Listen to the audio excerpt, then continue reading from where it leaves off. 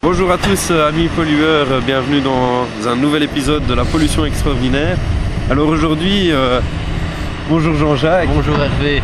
Aujourd'hui on va parler des fuites. Et tout d'abord, qu'est-ce qu'une fuite, Jean-Jacques? Alors une fuite est un petit trou dans soit un réservoir ou un tuyau qui surgit de façon inopinée et qui va polluer l'endroit là où arrive le jet de carburant ou de produits hydrauliques.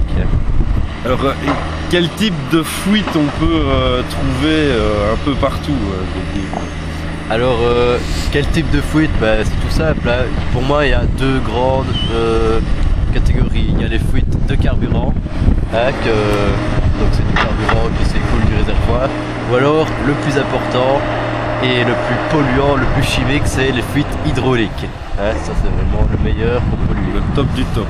La fuite hydraulique qu'on peut retrouver sur le type de machine qu'on a ici derrière. Oui, bien sûr. Alors la question que tout le monde se pose justement, une fuite c'est inopiné comme on a dit, Oui. mais comment les gérer quand elles arrivent? Alors pour les gérer, c'est très simple. Il est mis, selon des règles strictes, il est mis qu'il faut récolter la fuite dans un bac et puis l'évacuer par après.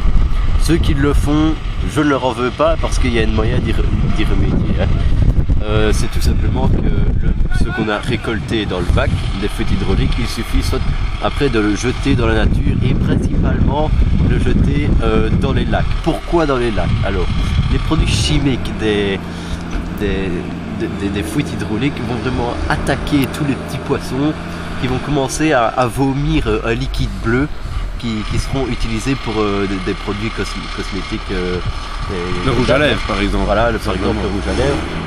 Du bleu à lèvres. Du bleu à lèvres. Ils vont vraiment commencer à vomir comme ça un liquide bleu avant de sécher entre guillemets et de perdre une genre de peau comme ça que l'on récoltera pour faire du surimi.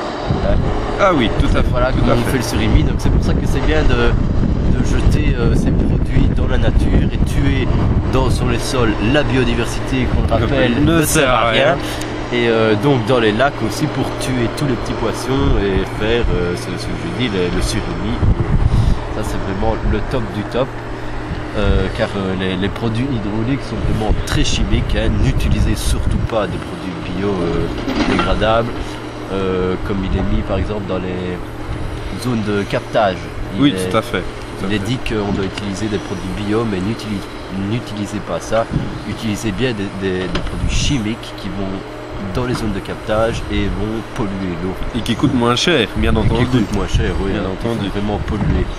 Alors une petite astuce tant qu'on y est, astuce qu'on peut faire chez soi. J'en parlais tantôt avec Jean-Jacques ici présent. Une petite astuce, ça peut arriver d'avoir des fuites d'essence, de renverser un peu ces essences. Réflexe humain, jeter de la sciure de bois dessus. Ce qui est très mauvais parce que ça va absorber le liquide et le liquide ne se retrouvera plus dans la nature.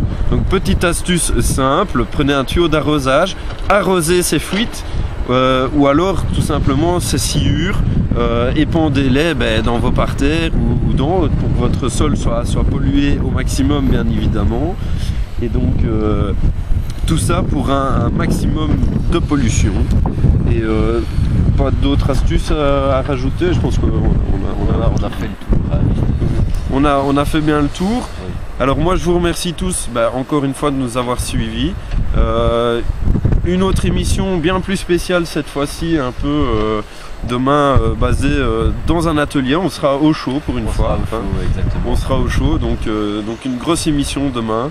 Ne la ratez pas. Moi je vous souhaite une bonne pollution à tous. Et on le rappelle encore une fois que la pollution est la solution. Si vous voulez une vraie fin du monde, je parle d'une vraie fin du monde, il faut se mettre à polluer maintenant. Merci à tous.